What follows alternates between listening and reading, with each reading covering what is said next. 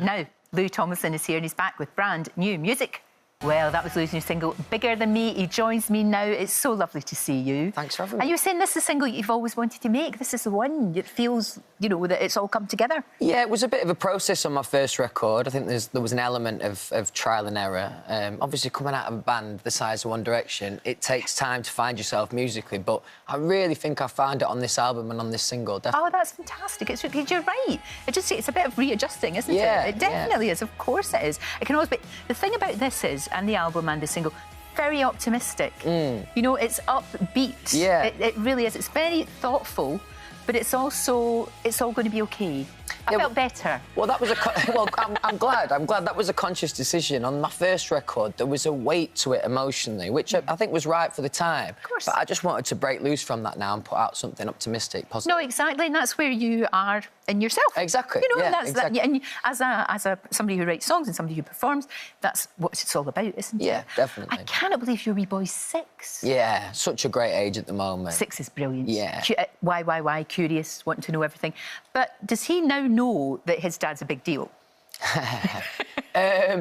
Kind of. Does he get it? Yeah, no, I'm not going to lie. Until he watched my show on the tour in LA about maybe 4 months ago. Until then, it'd just been like stories and me trying to explain to him what it is I do. Obviously, it's quite a difficult thing to explain, really. Yeah.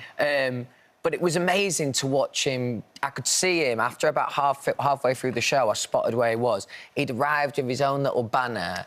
He normally goes to bed at 7 o'clock. He stayed up for the whole gig. Like, it was definitely the most emotional gig I've done, I'd say. I'll bet it was. It was there's amazing, something though. very, very special about that. Yeah, it was. And you sort of divide your time between here and between America, of course you do. You've always had to do that since the whole kind of explosion of One Direction. Yeah. I haven't spent a lot of time at home for a while, to be fair, but I'm used to it. No, exactly. You kind of have to do that, don't you?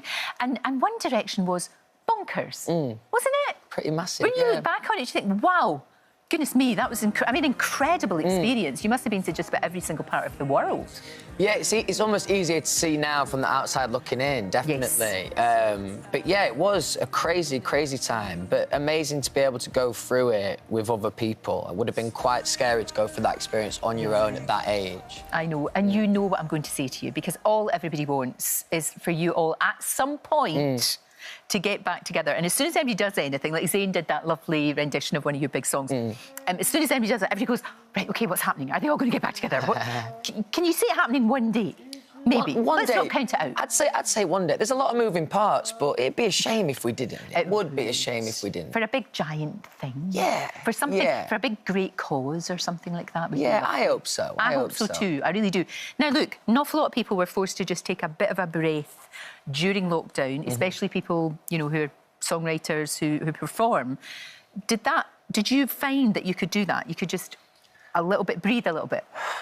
Everyone's, you know, experience is individual, I think. But for myself, I spend a lot of my life always thinking about what the next thing is. And there's always an element of pressure in my life, which, you know, I'm used to. But what was great about that time is it just gave me a chance to kind of declutter my brain and really think about this next record and what do I want it to sound like, what do I want it to feel like. And actually, if I didn't have that time to kind of just reset, it may well have been a different record. So I feel happy about having that time. Yeah, just to do that. Yeah. One of the things that I loved that you did was there was a smashing fella called Richard, an old fella called Richard. He's in his 80s, and his wife very sadly died of Alzheimer's. And he had a bucket list, and you helped him to achieve that. I really felt as if that was the first time I sort of got to know you. Right. Watching that, the way that you were chatting to him, all the things that you did together. There he is. Look at him. What a legend. He got such a lot from that, but so did you. Oh, and so did I. Honestly, I found the whole experience so inspiring. He was such a great bloke, and we did loads of stuff on that day. He actually tattooed me arm. That's his initials there. Is it really? Look, you can see it's a little bit. Oh my goodness. Yeah. So he's always there with you. He's always with me, yeah. Because you are somebody who does give back. You do that big, massive music festival. That was Malaga, wasn't it? This year. Yeah. That was huge success, massive success, and also helping new talent along. And that's really important to you, which I think is a great thing to do. Yeah, it's always been pretty important to me, to be fair.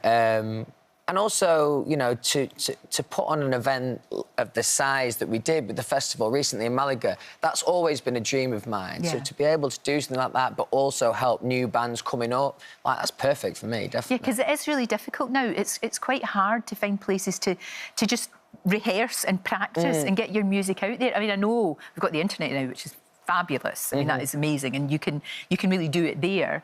But you've got to perform in front of an audience as well, like real people, you know? Absolutely, yeah. And what was really cool for me was watching my fans who, you know, there's certain types of bands at the festival that maybe my fans wouldn't have heard unless I'd introduced them to it. Gotcha. And actually, because it's a slightly different genre to maybe what they might listen to, but watching them enjoy it so much, like, that made me feel really proud, definitely. Exactly. Do you know what? I can't believe you've gone through all of the craziness of One Direction and remained such a delightful person. Oh, thank you. It's a tribute to you and also to your family and everyone else involved with you. Thank you so much for coming in. No, I know you've just been an uncle as well, so congratulations. Thank you very much. Uncle Louis. Thank you. It's lovely. Thank you so much. And Louis' single Bigger Than Me is out right now, and his album Faith in the Future is out in November. Don't forget, you can watch full episodes of Lorraine on the ITV Hub and all the best clips, compilations and playlists right here on our channel.